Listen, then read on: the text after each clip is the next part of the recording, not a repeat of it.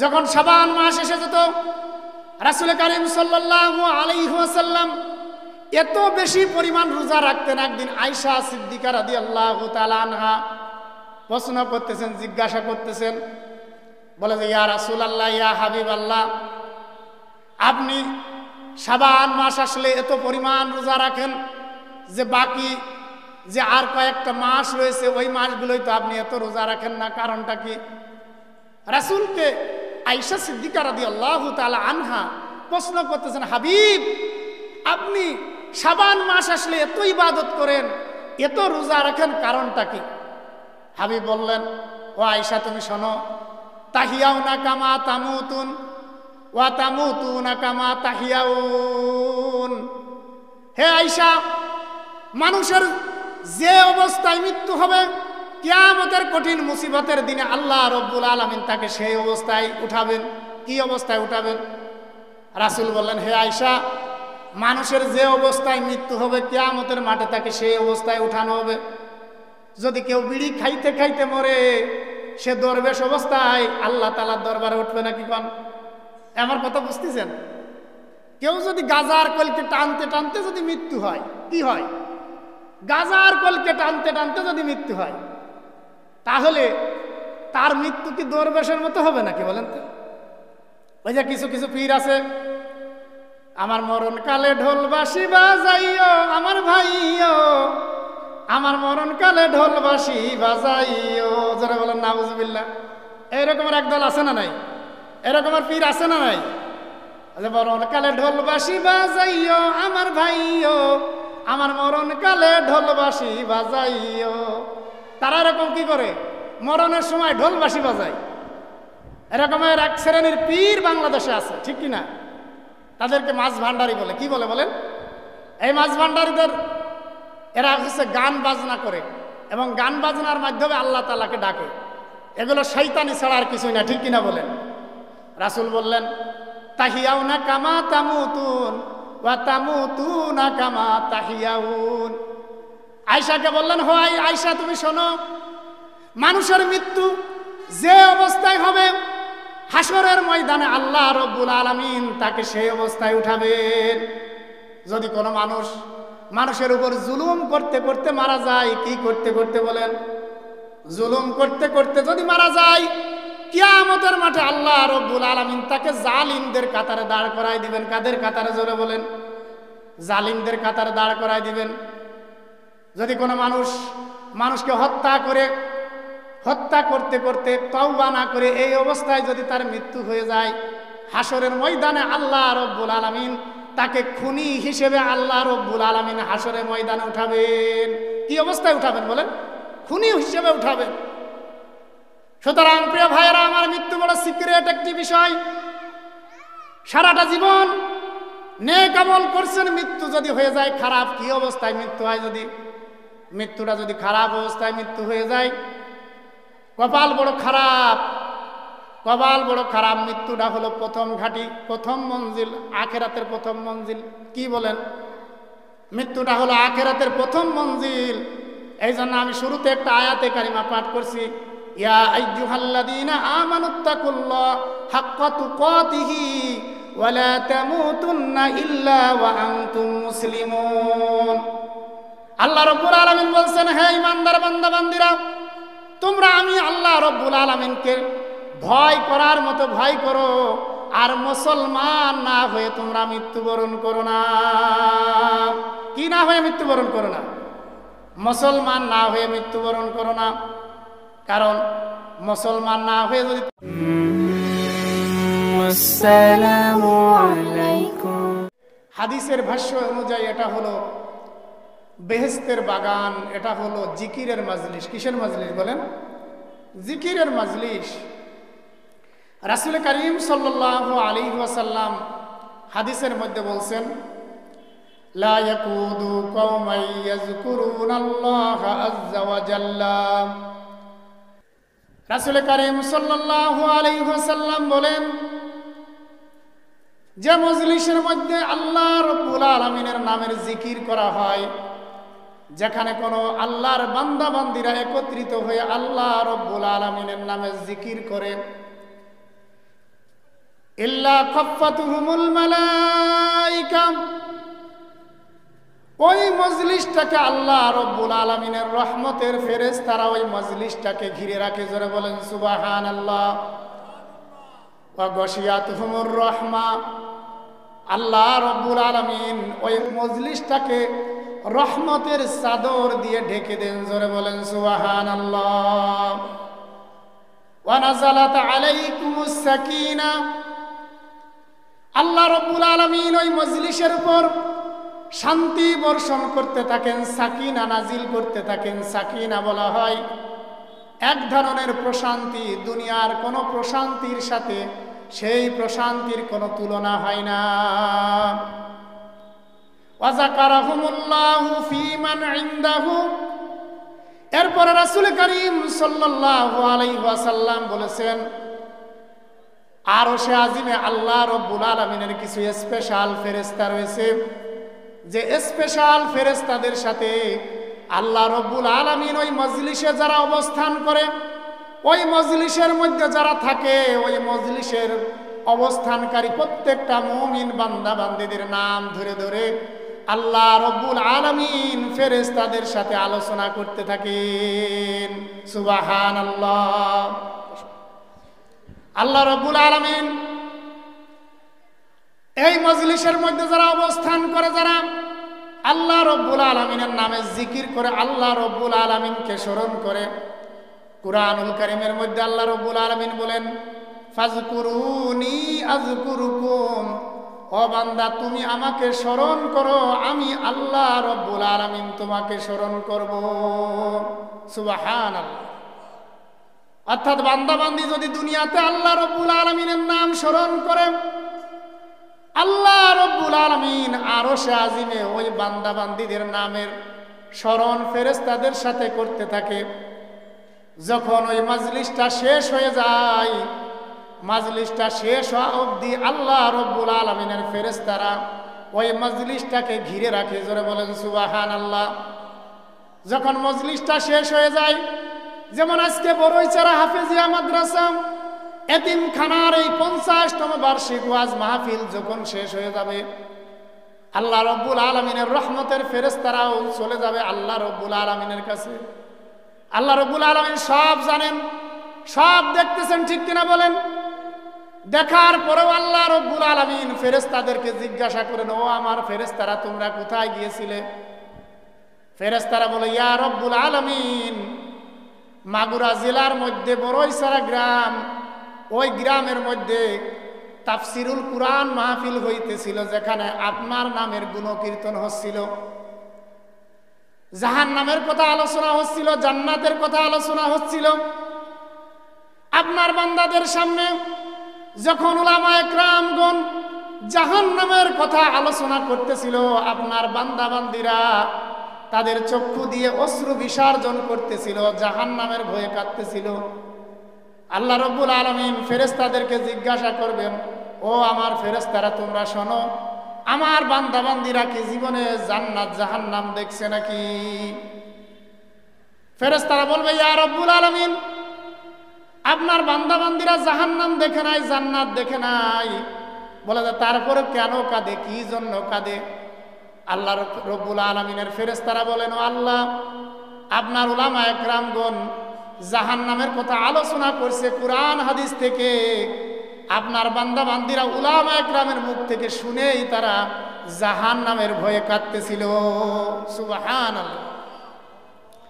এরপর আল্লাহ রব্বুল আলামিন বলবেন, ও আমার ফেরেশতারা তোমরা সাক্ষী থাকো, আমার বান্দা বান্দীরা জাহান্নাম দেখলো না, জান্নাত দেখলো না, জাহান্নাম জান্নাত না দেখে উলামায়ে কেরামের মুখ থেকে শোনার পরে তারা যে বিশ্বাস স্থাপন করে চোখ দিয়ে অশ্রু বিসর্জন করলো, জান্নাতের কথা শুনে শুকরিয়া আদায় করলাম না। ও আমার ফেরেশতারা তোমরা সাক্ষী থাকো, ওই মাজলিসের মধ্যে অবস্থানকারী প্রত্যেকটা বান্দা বান্দীকে আমি আল্লাহ রব্বুল আলামিন মাফ করে দিলাম। জোরে বলেন সুবহানাল্লাহ। তাহলে দেখেন এই মাজলিসের মধ্যে বসলে লাভ না ক্ষতি? জোরে বলেন লাভ না ক্ষতি? লাভ না বলেন তো? শুধু লাভ আর লাভ। কি বলেন? শুধু লাভ আর লাভ। আল্লাহর বান্দা বান্দীরা যখন বলে, একবার যখন বলে সুবহানাল্লাহ, একবার যখন বলে আলহামদুলিল্লাহ, আল্লাহ রাব্বুল আলামিনের বান্দাবান্দিরা একবার সুবহানাল্লাহ আলহামদুলিল্লাহ বলার কারণে জান্নাতের মধ্যে আল্লাহ রাব্বুল আলামিন একটা বৃক্ষ তৈরি করে দেন। হাদিসে বলা হয়েছে বৃক্ষটা কত বড়, বলা যায় বৃক্ষটা এত বড়, তার ছায়াটা এত বড়, যদি কোনো দ্রুতগামী তেজি ঘোড়া 500 বছর যদি ওই দৌড়াতো তবু ওই গাছের ছায়া দৌড়ায় শেষ করতে পারত না। সুবহানাল্লাহ। তাহলে এই যে একবার বলতেছেন সুবহানাল্লাহ, একবার বলতেছেন আলহামদুলিল্লাহ, তাহলে আমাদের জন্য জান্নাতের ভিতরে গাছ তৈরি হচ্ছে কি হচ্ছে না বলেন? হচ্ছে না বলেন তো? হচ্ছে। এজন্য প্রিয় ভাইরা আমার, এই যে মাগরিব থেকে এশা পর্যন্ত আল্লাহ তাআলার বান্দা বান্দিরা বসতে চায় না, কিন্তু এই মাগরিব থেকে এশা পর্যন্ত এই সময়টা হচ্ছে অত্যন্ত বরকতময় সময়। কি সময় বলেন? অত্যন্ত বরকতময় একটা সময়। আল্লাহ রাব্বুল আলামিন পবিত্র কুরআনুল কারীমের মধ্যে বলছেন, ইয়া আইয়ুহাল্লাযীনা আমানু যকুরুল্লাহা যিকরান কাসীরা ওয়াসাব্বিহুহু বুকরাতাও ওয়া আসীলা। আল্লাহ রাব্বুল আলামিন ইরশাদ করেন, ও ঈমানদার বান্দা-বান্দীরা, তোমরা আমি আল্লাহ রাব্বুল আলামিনের নামে জিকির বেশি বেশি পরিমাণ করো, বিশেষ করে সকাল এবং সন্ধ্যায়। কোন টাইমে বলেন? বিশেষ করে সকাল এবং সন্ধ্যায় আমি আল্লাহ রাব্বুল আলামিনের নামে জিকির বেশি বেশি পরিমাণ করো। সেই সময়টা হলো এই সময়, ঠিক কিনা বলেন? এই যে সন্ধ্যার একটা সময়, এটা হলো বরকতময় একটা সময়। এই সময়ে আল্লাহ তাআলার বান্দা বান্দিরা যখন ওই মজলিসের মধ্যে অবস্থান করে, আল্লাহ রাব্বুল আলামিন ওই মজলিসটাকে রহমতের চাদর দিয়ে ঢেকে দেন। সুবহানাল্লাহ। রহমতের চাদর দিয়ে কি করেন? ঢেকে দেন। দেখেন এই মজলিসে এই যে আপনারা এখন কিছু মুষ্টিমে কিছু লোক বইছেন না, মুষ্টিমে কিছু লোক, আপনারা মনে মনে চিন্তা করতেছেন মনে আমরা মনে হয় বুকা, যার কারণে আমরা এই টাইমে বইছি, প্রধান মেহমান আসবে তারপরে বসবো, কি এরকম চিন্তা ভাবনা আপনারা করতেছেন নাকি বলেন তো? না না, আপনারা বোকা না।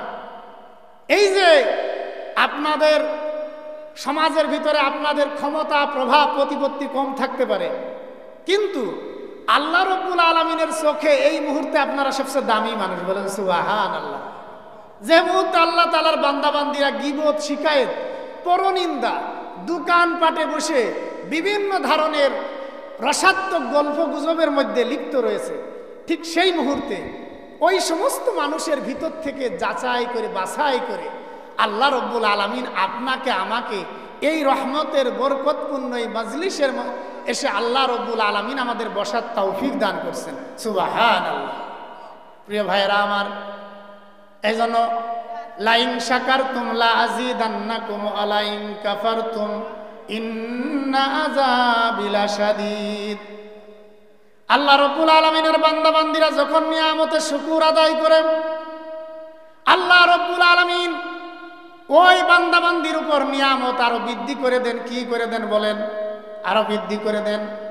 আর যখন বান্দা বান্দিরা নিয়ামতের না শুকর করে, আল্লাহ রাব্বুল আলামিন নিয়ামত ছিনায় নেন। শুধু নিয়ামত ছিনায় নেন না, আল্লাহ রাব্বুল আলামিন ওই বান্দা বান্দিকে কঠিন আযাবের মধ্যে গ্রেফতার করে। জোরে বলেন নাউযুবিল্লাহ। এই জন্য আল্লাহ রাব্বুল আলামিনের যত মাখলুক রয়েছে, সমস্ত মাখলুকাত আল্লাহ রাব্বুল আলামিনের তাসবিহ পাঠ করে। এটা আমার কথা না, আল্লাহ রাব্বুল আলামিন কুরআনুল কারীমের মধ্যে বলছেন, সাব্বাহা লিল্লাহি মা ফিস সামাওয়াতি ওয়া মা ফিল আরদ।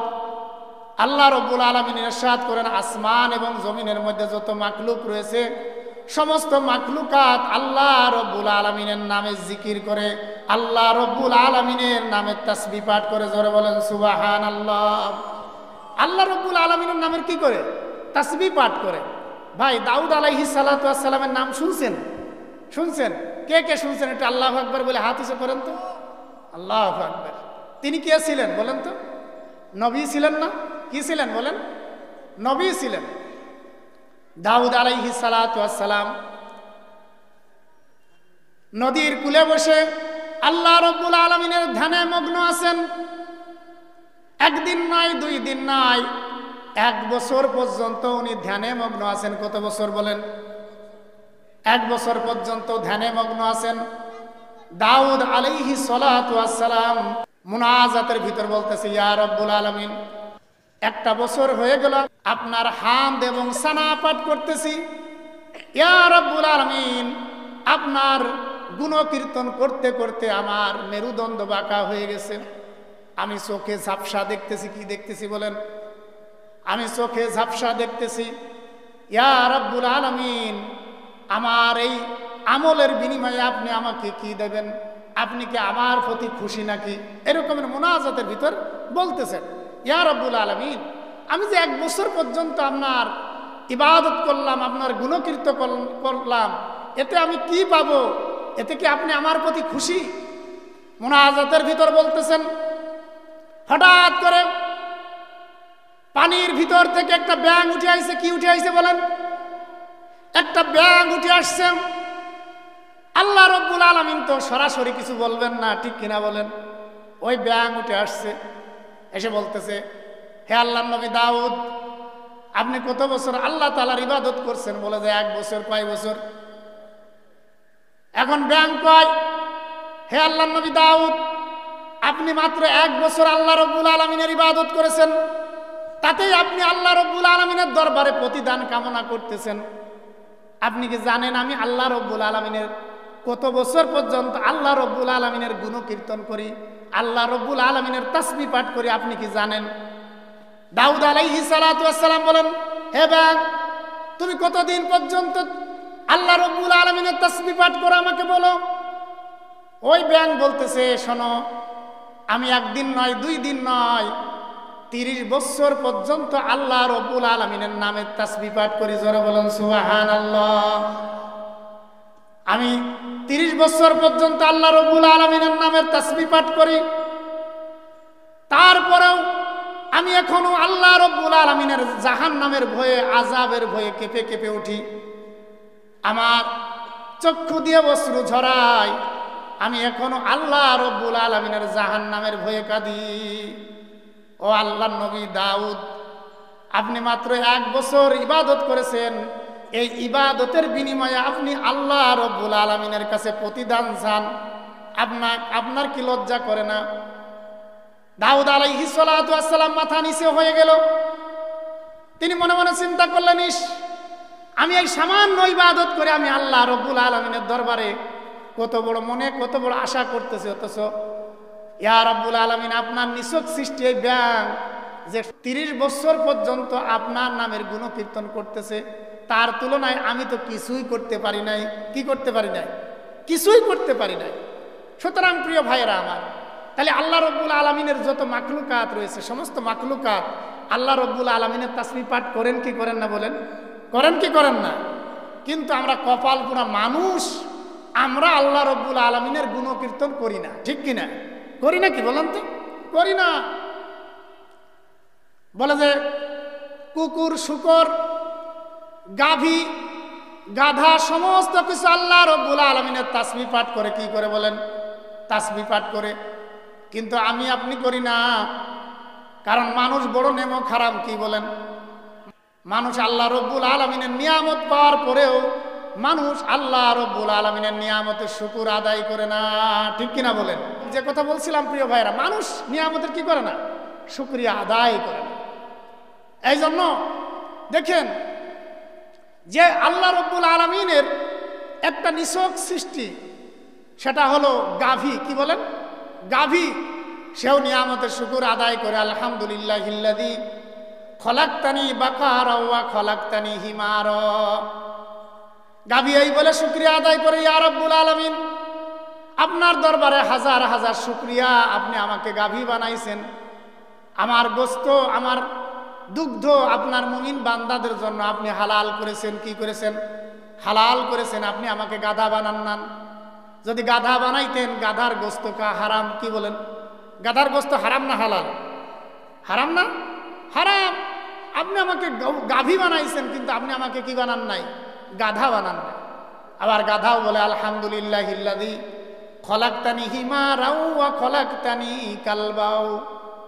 বলে যে ইয়া রব্বুল আলামিন, আপনার দরবারে হাজার হাজার শুকরিয়া, আপনি আমাকে গাধা বানাইছেন, আমার পিঠের উপর সওয়ার হয়ে আপনার মুমিন বান্দারা নামাজের জায়গায় যায়, পিঠের উপর মাল সামান বুঝাই করে তারা ব্যবসা বাণিজ্যে যায়। আপনি আমাকে গাধা বানাইছেন, কিন্তু আপনি আমাকে কুকুর বানান নাই। কি বানান নাই বলেন? কুকুর বানান নাই। আপনার দরবারে হাজার হাজার শুকরিয়া। এরপরে কুকুর বলে আলহামদুলিল্লাহিল্লাযী খলাকতানি কালবা ওয়া খলাকতানি খিনজিরা। বলে যে ইয়া রাব্বুল আলামিন, আপনার দরবারে শুকরিয়া, আপনি আমাকে কুকুর বানাইছেন। আপনার দরবারে হাজার হাজার শুকরিয়া। আপনার মুমিন নরনারী তাদের বাড়ির পাহারার কাজে আমি ব্যবহৃত হই। কি হই? আমি তাদের বাড়ির পাহারার কাজে ব্যবহৃত হই। আপনি আমাকে শুকর বানান নাই। যদি শুকর বানাইতেন, মুমিন বান্দা বান্দিরা আমাকে দিয়ে তাদের বাড়ির পাহারার কাজ করাতো না, ঠিক কিনা বলেন? সুতরাং আপনার দরবারে হাজার হাজার শুকরিয়া। আবার শুকর বলে ইয়া রাব্বুল আলামিন, আপনি আমাকে শুকর বানাইছেন, আমাকে শুকর বানাইছেন, কিন্তু আপনি আমাকে বেনামাজি বানান নাই। কি বানান নাই বলুন? আপনি আমাকে বেনামাজি বানান নাই। সুতরাং বেনামাজিকে দেখে শুকর পর্যন্ত কি করে? আল্লাহ রাব্বুল আলামিনের দরবারে শুকরিয়া আদায় করে। কি করে বলেন? শুকরিয়া আদায় করে। এই জন্য প্রিয় ভাইরা আমার, আল্লাহ রাব্বুল আলামিনের নিয়ামতের শুকর আদায় করা দরকার আছে না নাই? জোরে বলেন, আছে না নাই? এটা হলো পবিত্র শাবান মাস। কি মাস বলেন? পবিত্র শাবান মাস। রাসূল কারীম সাল্লাল্লাহু আলাইহি ওয়াসাল্লাম বলেছেন, শাবানু শাহরি ওয়া রমাদান শাহরুল্লাহ। বলছে শাবান মাস আমার মাস, আর রমজান মাস হলো আল্লাহ তাআলার মাস। কার মাস বলেন? বলে যে শাবান মাস আমার মাস, আর রমজান মাস হলো আল্লাহ তাআলার মাস। সুতরাং সেই শাবান মাসে আমরা আছি, ঠিক কিনা বলেন? হযরত আনাস ইবনে মালিক রাদিয়াল্লাহু তাআলা আনহু বলেন, রাসূল কারীম সাল্লাল্লাহু আলাইহি ওয়াসাল্লাম বলেন, সমস্ত মাসের মধ্যে রজব মাসের মর্যাদা এমন, বলে যে দুনিয়ার মধ্যে যত কিতাব রয়েছে সমস্ত কিতাবের মধ্যে কোরআনের মর্যাদা যেমন। জোরে বলেন সুবহানাল্লাহ। বুঝতে পারছেন আমার কথাটা? বলছেন রজব মাস, সমস্ত মাসের মধ্যে রজব মাসের মর্যাদা তেমন, যেমন সমস্ত দুনিয়াতে কিতাব আছে না নাই? অঙ্ক, ইংরেজি, বাংলা বিভিন্ন ধরনের কিতাব আছে না নাই? বলে যে সমস্ত কিতাবের মধ্যে কোরআনের মর্যাদা যেমন, সমস্ত মাসের মধ্যে রজব মাসের মর্যাদা তেমন। এরপরে রাসূল বললেন, সমস্ত মাসের মধ্যে শাবান মাসের মর্যাদা এমন, বলা হয়েছে সমস্ত নবীর মধ্যে আমার মর্যাদা যেমন। জোরে বলেন সুবহানাল্লাহ। কি বলছেন?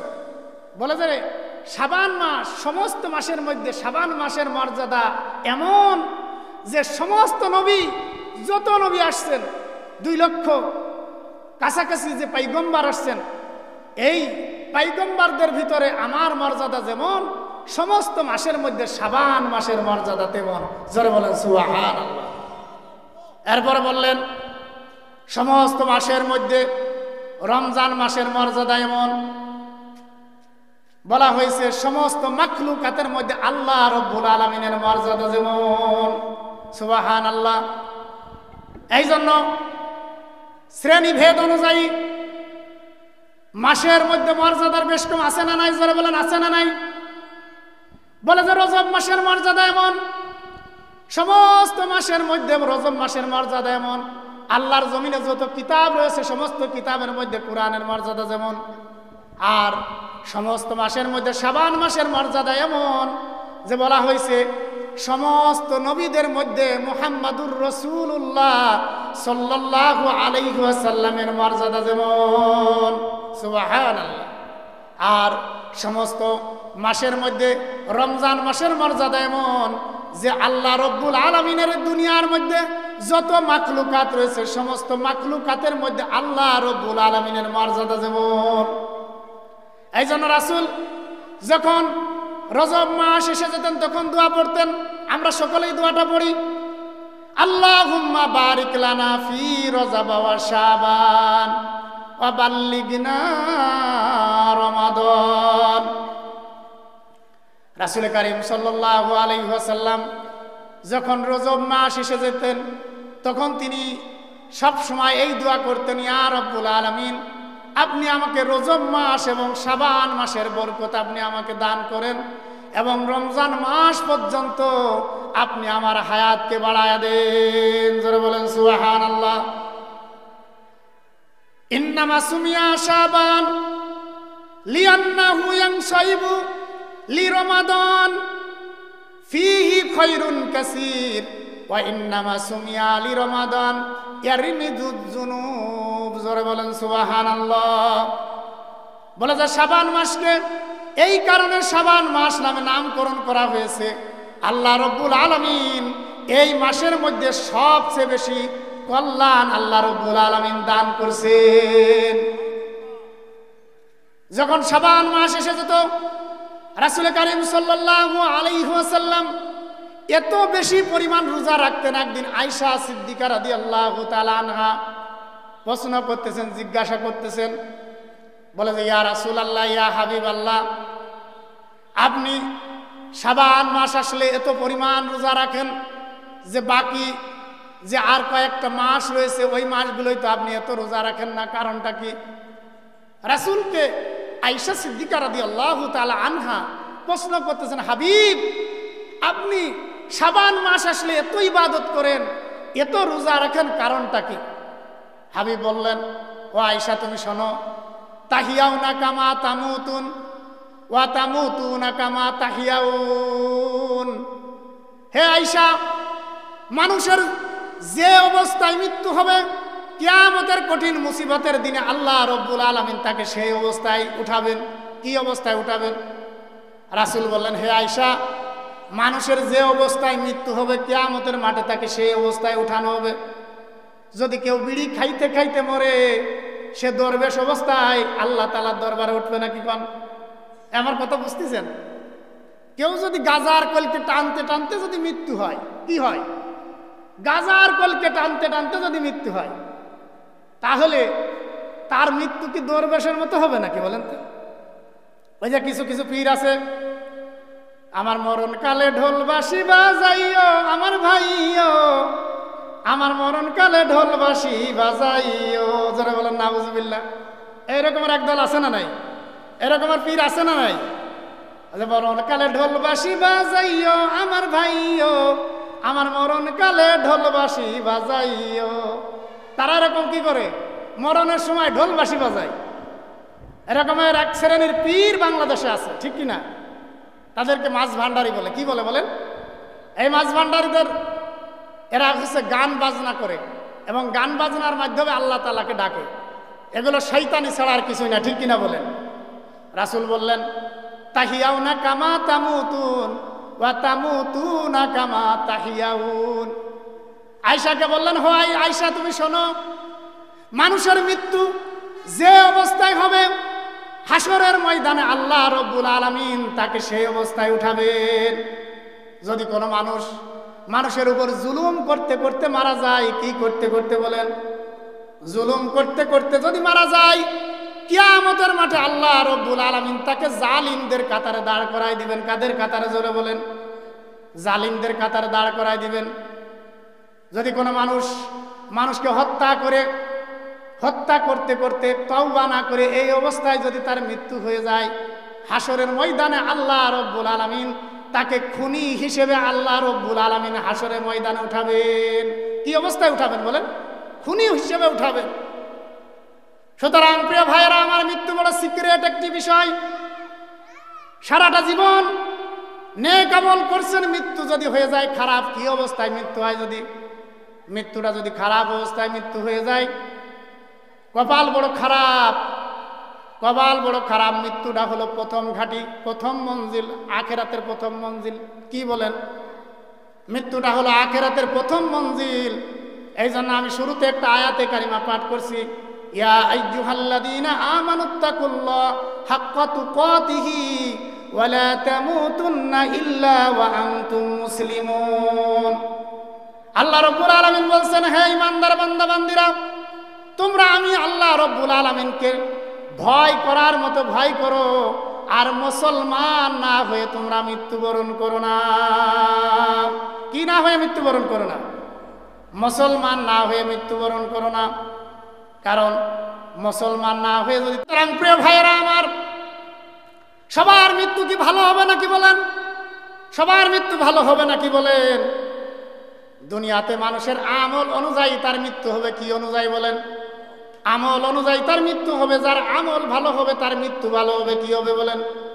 সারাটা জীবন গাঁজা খাইলেন, সারাটা জীবন বিড়ি খাইলেন, মৃত্যুর সময় কি আপনার দরবেশের মতো মৃত্যু হবে নাকি বলেন? দরবেশের মতো মৃত্যু হবে নাকি? না না না, অসম্ভব। সারাটা জীবন পাপের মধ্যে নিজেকে ডুবাই রাখলেন, তাওবা করলেন না, ইস্তেগফার করলেন না, মৃত্যুটা দরবেশের মতো হবে। এটা অলিক কল্পনা ছাড়া আর কিছুই না। কি বলেন? এটা অলিক কল্পনা ছাড়া আর কিছুই না। এই জন্য প্রিয় ভাইয়েরা আমার, আমরা যদি গুনাহের মধ্যে নিয়োজিত থাকি, যদি ডুবে থাকি, এখনই তাওবা করব। কি করব? তাওবা করব বলা যায় না। আমাদের জীবনে আজকের পরে আমরা আর একটা দিন পেতেও পারি, নাও পেতে পারি। ঠিক কিনা বলেন? না আমরা আরো 100 বছর বাঁচবো, এরকম কোনো গ্যারান্টি আছে নাকি? নাই। আর কোনো গ্যারান্টি নাই। এখান থেকে যাওয়ার পথেও মৃত্যু হয়ে যেতে পারে। ঠিক কিনা? সুতরাং বুদ্ধিমান তো সে যে মৃত্যু আসার পূর্বে নিজের তাওবা করে নিজের গুনাহকে মাফ করে নেয়। ঠিক কিনা বলেন? যদি গুনাহ করে তাওবা করেন, জীবনে যদি কোটি কোটি গুনাহ আপনার আমলনামায় থাকে, আল্লাহ রাব্বুল আলামিন সমস্ত গুনাহ মাফ করে দিবেন। আল্লাহ রাব্বুল আলামিন বলেন, ইল্লা মান তাবা ওয়া আমানা ওয়া আমিলা আমালান সালিহা ফাউলাইকা ইউবাদদিলুল্লাহু সাইয়্যাতিহিম হাসানাত। আল্লাহ রাব্বুল আলামিন ইরশাদ করেন, তোমরা যারা ইল্লা মান তাবা ওয়া আমানা, তোমরা যারা তাওবা করবা, ঈমান আনবা, ইল্লা মান তাবা ওয়া আমানা ওয়া আমিলা আমালান সালিহা, তোমরা যারা ঈমান আনবা, তাওবা করবা, এরপরে নেক আমল করবা, ফাউলাইকা ইউবাদদিলুল্লাহু সাইয়্যাতিহিম হাসানাত। আল্লাহ রাব্বুল আলামিন বলেন, আল্লাহ রাব্বুল আলামিন তোমার সমস্ত গুনাহকে আল্লাহ রাব্বুল আলামিন নেকি দ্বারা পরিবর্তন করে দিবেন। সুবহানাল্লাহ। কি দ্বারা পরিবর্তন করে দিবেন? নেকি দ্বারা। সূরাতুল ফুরকানের 70 নম্বর আয়াত। কত নম্বর আয়াত? সূরাতুল ফুরকানের 70 নম্বর আয়াত। নেকি গুনাহ যদি হয় কোটি কোটি, সমস্ত গুনাহকে আল্লাহ রাব্বুল আলামিন ফাউলাইকা ইউবাদদিলুল্লাহু সাইয়্যাতিহিম হাসানাত, সমস্ত গুনাহকে আল্লাহ রাব্বুল আলামিন নেকির দ্বারা পরিবর্তন করে দিবেন। সুবহানাল্লাহ। সুতরাং যদি গুনাহ থেকে ফিরে আসেন, কি করেন বলেন? গুনাহ থেকে ফিরে আসেন, লাভ না লস? যারা বলেন লাভ না লস? লাভ না বলেন তো? লাভ, শুধু লাভ আল্লাহ। কি বলেন? শুধু লাভ আল্লাহ।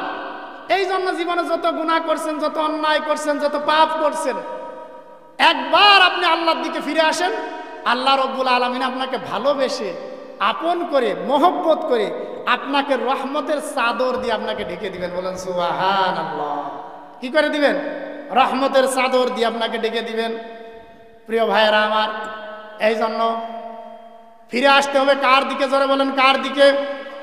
আল্লাহ রাব্বুল আলামিনের দিকে ফিরে আসতে হবে।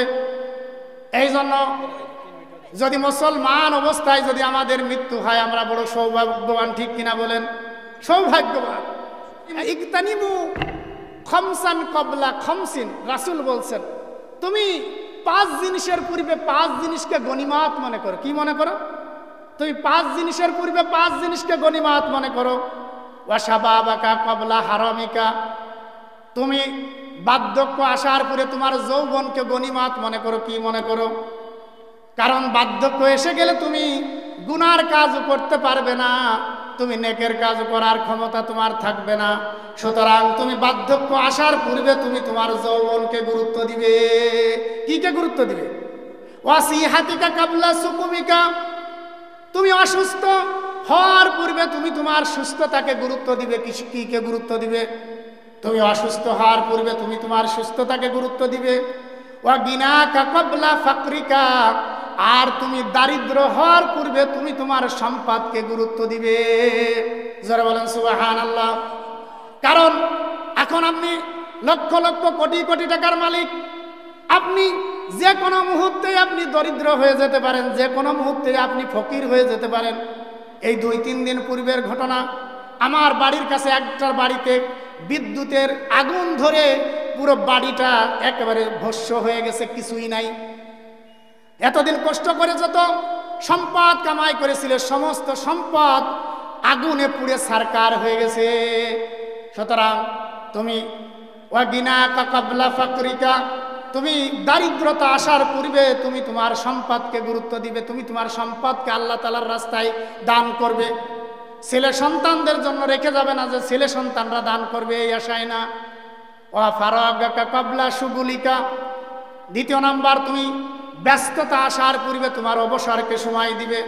তুমি যে এখন অবসর সময়টা পেয়েছো, এই অবসর সময়টা তুমি যে হেলায় খেলায় নষ্ট করতেছো, দোকানে বসে বসে গীবত শিকায়েতের মধ্যে ব্যস্ত থাকতেছো, এমন একটা সময় তোমার জীবনে আসবে তুমি এই অবসর সময়টুকু তুমি পাবে না, ঠিক কিনা বলেন? সুতরাং ব্যস্ততা আসার পূর্বে তুমি তোমার অবসরকে গুরুত্ব দাও। কিকে গুরুত্ব দাও? অবসরকে গুরুত্ব দাও। তারপরে ওয়া হায়াতিকা কাবলা মাউতিকা, মৃত্যু আসার পূর্বে তুমি তোমার হায়াতকে গুরুত্ব দিবে। তোমাকে আল্লাহ রব্বুল আলামিন যে 20 বছর, 30 বছর, 40 বছর, 50 বছর, 100 বছরের একটা নির্দিষ্ট যে একটা হায়াত আল্লাহ রব্বুল আলামিন আপনাকে দিয়েছেন, ওই হায়াতটাকে অযথা কাজে ব্যয় না করে ওই হায়াতটাকে আল্লাহ রব্বুল আলামিনের গোলামির মধ্যে ব্যস্ত রাখো। কিসের মধ্যে ব্যস্ত রাখো? আল্লাহ রব্বুল আলামিনের গোলামির মধ্যে ব্যস্ত রাখো। সুতরাং প্রিয় ভাইয়েরা আমার, এই যে হাদিসটা, এই হাদিসের উপর আলোচনা করলেও আলোচনা ঘন্টার পরে ঘন্টা চলে যায়।